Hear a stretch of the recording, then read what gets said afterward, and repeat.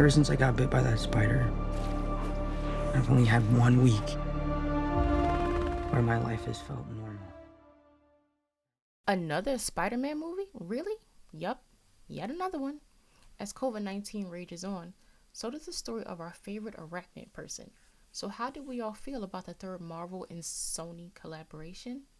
Let's discuss. And don't worry, there are no spoilers here. What's up, guys? Trace here, and I am here to discuss Marvel's new film, Spider Man No Way Home. Now, this is actually the 27th MCU movie. 20, like, it's been 27 of these movies, really? And I've seen every last one of them. Damn, how many hours is that? Damn, that's crazy. Anyway, and as with many other films, during this era, it was unfortunately rescheduled due to COVID-19. Still here, just doing all sorts of shit. But whatever. That's the world we're living in now. That's the world we've been living in for a while. I'm kind of used to it, and it's hard for me to admit this, but I kind of like the post-COVID world. I don't know what it is. It's just people have to stay away from you. I get to stay home and work instead of taking that shitty commute. It's really only like half hour, but still, I hate it. I hate it. But anyway, I'm getting off subject. But anyway, yes, this movie was rescheduled due to COVID, but it is finally here. It's been here for a little while now. I'm a little bit late with this review, but I did see the movie a couple of days ago now, so everything has got a chance to settle in. I got a chance to really think through how I feel about it. Yeah, it's very important. I have to feel my thoughts. I gotta feel them. Just get them. Just feel them. Anyway, so to start, this movie, interestingly, actually almost didn't happen. To my understanding, Marvel and Sony had a three-story situation going, but when it came to negotiations about this third film, Marvel walked away. That's when the fans stepped up, told Marvel to get their shit together, came back to the table, and we got this. We got this film. So that's good news because the last Spider-Man films, the one starring Andrew Garfield, unfortunately never got to get their third movie. I thought that was going to be the fate of this one, but obviously it's not because the movie's here now. So and getting straight into the film, we had the return of the writer Chris McKenna, director John Watts came back, the star of the film Tom Holland also returned, and there were many others to reprise their roles, either from other places in the MCU or specifically from the Spider-Man movies. Now this film deals with the multiverse like heavily. The multiverse was previously introduced, it was basically alluded to in some other films, and it was introduced like straight on in the series that comes on Disney Plus. What if? But this film really dives into it and really makes use to it, which is is very important to the story in general. And I'm really interested to see how this will affect the rest of the MCU later on because it's a big deal. The multiverse is definitely huge storyline in the comics, and I know everyone was waiting to see how they would really like fully introduce it into the movies, and we got to see that with this film. But I'll get into it a little bit more. It also continues the post blip story and still makes plenty of references to it. So Marvel's continuities, has been pretty much unmatched, when it comes to that. So anyway, let's just get into this. I would like to start with the use of the multiverse. Now, this film actually it was leaked a while back that Spider-Man from the previous two franchises would be featured in here. No one really wanted to confirm it. I guess they were trying to make it a surprise, but you can't really keep something like that from this social media laden world. People are just not going to let you do it. I know Andrew Garfield was trying hard and he was lying his ass off, but he was in that damn movie. Tobey Maguire was in that damn movie, and many of the other villains from those movies were there. Jamie Foxx, he was back with a whole different look Then he had, I'm just gonna tell you right now, in the Amazing Spider-Man 2, Jamie was toe down. Like that design choice for the character was interesting. It was interesting given, I'm very familiar with Jamie Foxx. I used to watch his show years ago when it came on TV. I watched him on In Living Color. And he's all about style and all of that stuff, but in that movie he was just, they really wanted to emphasize, the nerdy loner stereotypes. And obviously, he wouldn't be Jamie Foxx if he didn't really make any kind of reference to that. I hope that's not a spoiler. Just like, it's just him basically just being really meta. I mean, this is the film to do that. But Alfred Molina returned, and I really absolutely loved him as Doc Ock in Sam Raimi's Spider-Man 2, which was still to this day one of the most amazing Spider-Man films that, they have ever made. That was out of the Tobey Maguire Spider-Man movies. That was my favorite one. He returned.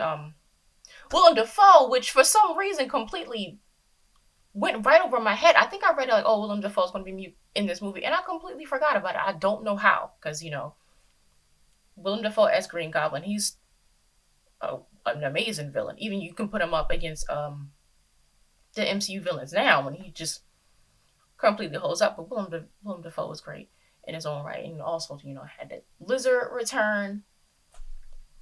It was just Sandman. Did I say Sandman already? I don't know.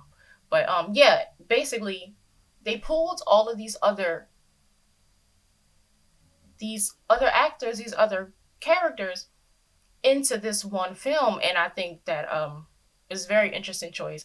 It's a very risky choice to, make this work. And part of me wonders if the success of the animated film Into the Spider-Verse may have influenced their decision to tap into the multiverse. I don't know. It would make sense.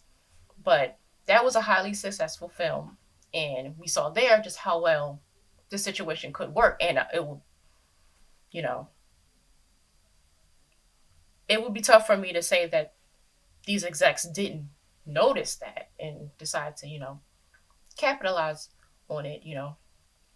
Now, in the last film, we saw Jake Gyllenhaal's Mysterio expose Peter Parker's identity as Spider-Man, which is the catalyst for much of what ends up happening, with the multiverse in this film. And that was actually the number one thing I really, really wanted to find out what would happen with in this film. My husband and I, we went back and we watched the first two Spider-Man films because for some reason he couldn't really remember the second one. We rewatched those films to, prepare for this. I kind of wished I would have rewatched the Spider-Man films from the other filmmakers as well, just to, refresh my memory. But I think this movie it does a pretty good job at catching you up on that by kind of like telling you, well, this is what happened in these other movies, and this is how this Spider-Man feels about his situation, and this is how this Spider-Man feels about his situation, in a kind of a cute way, but it also does allow you to see, some of the things that those previous Spider-Men were dealing with in relation to this current one. Now, I know there's been a lot of debate about, who was the best Spider-Man out of these three Spider-Men. And as someone who has been very present for all three of these Spider-Men. Now, Tobey Maguire first took this role as Spider-Man back when I was in high school. And obviously, we were hyped. Everybody was hyped. And that alone kind of gives him a special place for me because he's the Spider-Man that I originally associated with. Well, aside from the cartoon that I watched growing up in the 90s. Like, that's a whole different situation. But Tobey was, to me, my first Spider-Man. Now, me, honestly, I actually really like all three of them. I like Tobey Maguire. I like Andrew Garfield. I like Tom Holland. But I kind of like them for different reasons. They all have their flaws within it. Which I actually don't think the flaws are with the actors. I think the flaws may have been with the individual stories, especially when it comes to Andrew Garfield, because unfortunately there was a lot about his second movie that I didn't care for, but I liked him. They all have their strengths. They all have maybe little hints of weakness there, but I'm just going to put this out there. Tom Holland has actually grown to be my favorite Spider-Man for so many different reasons. For one, I think he's just freaking adorable. He plays a character with just so much heart and like the story-eyedness, like coming across the other Avengers and how he responds to Iron Man and how he responds to basically just wanting to be this grown big figure in the superhero world when he's really just a kid. He's really young. I mean, he's a very talented actor. They're all talented actors, but the fact that he really, to me, just came across as a straight up kid. Now, I love Toby, but we're not going to sit here and act like that man was not like 30 up in there playing Peter Parker. He just was. Andrew Garfield was a little bit up there too. Like, what was it, like late 20s? I mean, come on. But Tom Holland was the closest to being an actual kid, and it mattered. It made a difference. So I just wanted to get that out the way. Now, I don't want to go too deep into, what happens in this film without directly spoiling it, but I'm sure, we all know that Doctor Strange plays a very big role, and Benedict Cumberbatch he's always a delight to see. He's a delight. I think he was very perfectly cast as Doctor Strange, and that has not changed with this film. But it also, now this movie really, there have been some films in the past, and you really wonder how they will affect the rest of the MCU. This one is one of those films I really think it'll have like a big impact on it. Maybe, maybe not like an Endgame kind of impact, because that blip was a big deal. But them introducing the multiverse, and we get to see these other Spider-Men, and the fact that Peter Parker he's been exposed. Like we all know that this is Spider-Man. Like that was a bit of a game changer. I mean, the movie treats it like the sensitive subject that it is, but I just feel like Marvel taking these sort of risks, I think, kind of showed us that I was really worried after Endgame, that whole storyline was over. I wondered where everything was going to go once they dealt with the Thanos storyline, or if there was any chance of things kind of just dying down and getting stale, because I'm still not 100% sure what the new overarching storyline is. Maybe I just haven't been paying close enough attention. But I do think that obviously Doctor Strange weaves into all of them, and Doctor Strange is kind of the new Iron Man. At least that's, what I've been gathering from the films, aside from Black Widow. I'm sorry, like I love Scarlett Johansson. She was great in that role, but I thought that movie was kind of pointless a little bit. Other than, how it tied into Hawkeye a little bit. But let's get back to Spider-Man. So my feelings on this movie is that honestly, I thought it was amazing. I really did.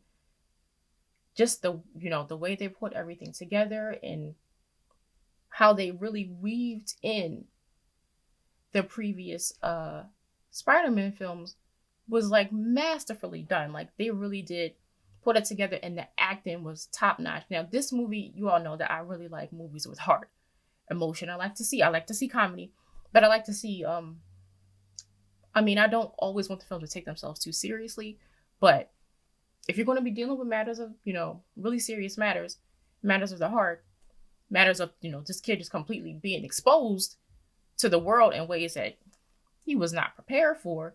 If you're going to do all that, you need to do it right. And this movie has done it right. And I feel like Marvel, ever since, the 10 Rings film, which was just the movie right before this, but it's headed in a good direction, because like I said, I was just wondering, like, well, how are they going to handle this? So far, it's actually being handled pretty well. The film, it's very well acted. Visually, it was just stunning. I mean, the scenes, the choreography, that I heard, like Willem Dafoe, he said, he wasn't going to do the film if it was just a cameo, or if he didn't get to do some action scenes and really be the Green Goblin, he wasn't going to do it. And the film benefits from stuff like that. Everybody was great, and it got me very interested in what's going to happen next. I think Doctor Strange's movie is next. I think, and obviously it would have to deal with, some of the things that happened. No, it is, because pretty much we got to kind of see a trailer of that film. Now, given that we haven't really seen many of these characters get a fourth movie, I don't know where that's going. It seems like Tom Holland wasn't sure about, whether or not they will continue making Spider-Man movies, but there does seem to be little nuggets out there suggesting that they wanted to make like 3 more Spider-Man movies, which seemed a little bit like overkill. Now I know we have the independent films with characters from the Spider-Man franchise, with like the Morbius film coming out. They did the Venom movies, but those are not Disney's Marvel films. I think those are just Sony films. But the collaboration between them for Spider-Man, I don't know if that's going to continue. Of course, I would like to see that because I really love this movie. It was just so good, and I feel like people are like, "Oh, she doing too much. She's exaggerating." But this is really how I feel about this movie, and I have been a little bit critical of the MCU in the past, and I'm being genuine when I'm saying that if you love Spider-Man, this is a must see for you. If you love the MCU films, this is also a must see for you because it takes everything that makes Marvel what it is and kind of just like amps it up a bit. And obviously Tom Holland, Tom Holland's there. Like everybody was just really good. And the second one I did, what was that? Far From Home. I did enjoy Far From Home, but I didn't think it was as good as the first one. But No Way Home is leaps and bounds better than both of them. And that's saying a lot because those two films set a pretty high bar to begin with. So if you love Spider-Man, if you love the MCU films, you gotta see it. You gotta see it. I don't think that it'll disappoint. And I will, love to hear what everyone else thinks about this film in the comments. And I'll get back at you soon.